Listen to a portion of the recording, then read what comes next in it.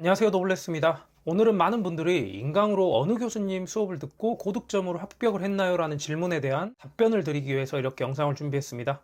그래서 오늘은 제가 공인중개사 공부를 시작할 때 인강을 통해서 전 과목을 고득점으로 맞을 수 있게 도움을 주신 교수님은 누구고 또 그분들의 강의 스타일은 어떤지에 대한 설명을 드리겠습니다. 아직도 많은 분들께서 공부를 할 때 학원을 다녀야 되냐 아니면 인강으로 들어도 충분히 합격이 가능하냐는 질문을 주시는데, 그 질문에 대한 학원과 인강의 장단점은 저번 영상에 찍어 올려드렸으니까 아직 못 보신 분들은 참고하셨으면 좋겠습니다.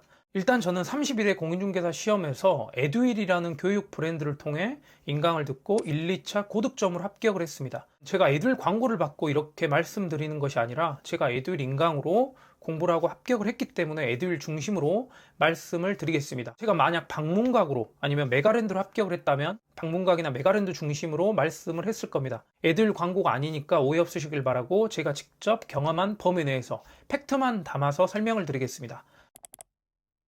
먼저 1차 과목에는 부동산 학개론 이영방 교수님 강의를 들었습니다. 어떻게 보면 에듀윌 부동산 학개론의 대표 교수님이시죠. 상당히 유명하시고 또 인기도 많으신 걸로 알고 있습니다. 일단 이영방 교수님의 가장 큰 장점은 수험생들에게 합격할 수 있다는 그런 자신감, 동기부여를 많이 불어넣어 주신다는 장점이 있습니다. 또한 판서나 강의는 말할 것도 없이 깔끔하십니다. 부동산학의 그런 헷갈리는 생소한 단어들을 암기보다는 조금 이해 위주로 강의를 쉽게 설명을 해주십니다. 그리고 부동산 학개론에서 계산 문제가 약 10문제 정도가 나오는데, 계산 문제를 푸는 공식이나 아니면 수익률 계산할 때 계산기를 사용하는 법이라든지 일일이 계산하는 것이 아니라 한 번에 답을 구하는 그런 방법, 이런 시간들을 절약하는 요령들을 아주 쉽게 설명해 주십니다. 어떻게 보면 같은 1차 과목에서 민법 지문이 상당히 길기 때문에 학개론에서 최대한 시간을 단축시켜야 된다는 문제점이 있는데, 이러한 것들을 하나하나 해결해 주신다는 장점이 있습니다.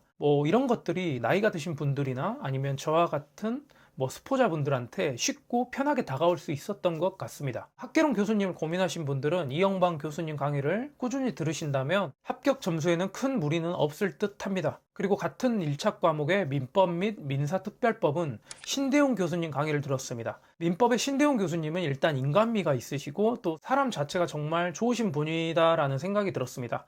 말투도 상냥하시고 또 목소리도 좋으시고 젠틀한 강의를 하십니다.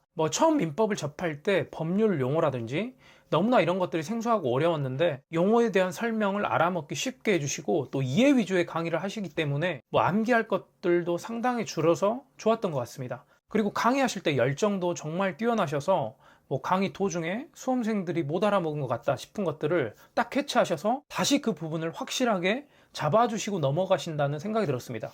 작년과 재작년, 동영과 마무리 100선에서 적중률이 상당히 좋았던 걸로 저는 기억을 하고 있습니다. 저도 민법에서 좋은 점수가 나올 수 있었던 이유는 신대용 교수님의 동영과 100선, 그 높은 적중률 때문인 것 같습니다. 민법을 쉽게 편하게 공부하고 싶은 분들은 저는 신대용 교수님을 추천드립니다. 그리고 2차 과목은 중개사법은 임선정 교수님 강의를 들었습니다. 일단 임선정 교수님은 사람 자체가 굉장히 유쾌하신 분이고 또 통통 튀는 강의를 하셔서 강의를 듣는데 전혀 지루함을 못 느꼈던 것 같습니다. 한 번도 졸립다거나 그런 느낌을 못 받았거든요. 일단 공인중개사 자격증을 획득하는데 중개사법의 점수가 상당히 중요한데 최소 80점은 맞아야지 합격선에 닿는다고 생각하시면 되겠습니다. 그런 면에서 저는 임선정 교수님의 선택이 정말 적절했다고 생각이 듭니다. 중간중간에 한 번씩 본인 자랑도 좀 하시는데 그런 것도 나름 본인의 프라이드고 또 그만큼 본인 강의에 자신이 있고 그런 것이라 믿고 생각한다면 오히려 교수님을 더 믿고 신뢰해서 강의를 들었던 것 같습니다. 그리고 중개사법의 암기가 거의 80% 이상이 되는 과목인데 그 엄청난 암기 분량을 사례를 든다거나 아니면 본인만의 스킬로 재미있게 강의를 해주시려고 노력하신다는 느낌을 받았습니다. 물론 연상법이라든지 아니면 그런 부분의 암기법이 호불호가 갈릴 수 있는데 저는 개인적으로 그 부분이 잘 맞았던 것 같습니다. 중개사법의 행정처분, 행정처벌 30개 가까이 비슷하게 암기할 것들이 있는데 저는 그 파트에서 전부 다 맞았던 것 같습니다. 어떻게 하면 수험생들의 암기를 더 확실하게 시킬까? 최대한 기억이 오래 갈 수 있게 만들까 하는 그런 고민과 연구를 많이 하신다는 느낌을 받았습니다. 중개사법 교수님 선택하는데 고민이신 분들은 임선정 교수님을 선택하시면 합격하는데 큰 무리는 없을 것 같습니다. 그리고 그 다음은 공법은 김희상 교수님 강의를 들었습니다. 공법은 수험생들한테 정말 공포의 법이라고 불릴 만큼 꽈락 40점만 넘기자라고 생각하고 공부하신 분들이 굉장히 많습니다. 정말 점수가 안 나오는 과목이죠. 그런데 저는 작년 김희상 교수님 강의를 듣고 저도 깜짝 놀랄 만한 고득점을 맞았습니다. 일단 김희상 교수님은 공법 교수님 중에서도 상당히 유명하시고, 강의를 한마디로 말씀드리자면 정말 군더더기 없고 깔끔 그 자체다라는 말씀을 드리고 싶습니다. 지루함도 없고 특히 중요 부분을 정확히 캐치해서 수험생들에게 범위를 좁혀주시고, 또 공법이라는 과목 특성상 범위가 상당한데 체계도를 이용해서 공법의 중요한 뼈대를 잘 잡아주신다는 그런 느낌을 받았습니다. 그리고 시험 때까지 꼭 가져가야 할 부분과 또 아예 버려야 할 부분, 이런 것들을 정확히 구분시켜 주십니다. 우리는 공인중개사 자격증을 따기 위함이지 석사, 박사, 논문을 쓰고 학문을 다루는 것이 아니기 때문에 합격을 위한 최적의 조건과 방법으로 이 시험에 접근해야 합니다. 그 부분에서 김희상 교수님께서는 시험에 나올 만한 부분을 최대한 찍어서 가르쳐 주신다는 느낌을 받았습니다. 제 개인적으로는 공포의 법이라는 인식을 깨주셨던 분인 것 같습니다. 그 다음 공시법에서는 배상용 교수님. 공시법의 배상용 교수님은 일단 판서 자체가 명품이라고 생각합니다. 오늘 하루 강의할 내용들을 머릿속에 생각하셔서 한 판의 판서를 쭉 해주십니다. 이게 장점이 뭐냐면 수업이 끝나고 판서에 놓은 것만 핸드폰으로 사진을 찍어서 그것만 보고 달달 외우면 될 정도로 정말 알아먹기 쉽게 명필로 깔끔하게 해주십니다.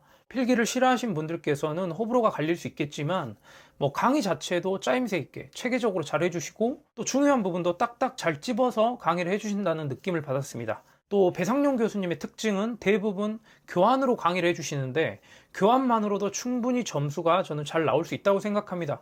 개인적으로는 지적법 교환은 정말 최고라고 생각합니다. 배상용 교수님이 수업 시간에 때론 화도 내시고 답답한 내색도 비추시고 그러는데 저는 그런 부분이 오히려 인간적으로 느껴졌고, 본인의 인기를 위해서라면 얼마든지 좋은 말만 해주실 수도 있는데 수험생들의 합격을 위해서 정신 차리라는 의미로 따끔하게 정색도 하시고 질책도 하시고, 또 시험에 다가올 때쯤은 눈물이 정말 핑 돌 만큼 자신감을 얻을 만한 따뜻한 말씀도 많이 해주십니다. 공인중개사 교수님을 떠나서 사람 자체로 정말 존경스럽다는 생각을 했던 것 같습니다. 배상용 교수님은 현재 지금 에듀윌에서 메가랜드로 옮기신 것 같은데 그 부분은 참고하셨으면 좋겠습니다. 마지막 세법으로는 정낙일 교수님 강의를 들었습니다. 에듀윌이 세법 교수님은 좀 약하다라는 말이 있는데 저는 개인적으로 딱히 그런 느낌을 못 받았던 것 같습니다. 정낙일 교수님 강의는 판서가 아닌 PPT 자료를 이용해서 강의를 하시는데 PPT 자체가 깔끔하고 알아보기 쉽게 잘 정리된다는 느낌을 받았습니다.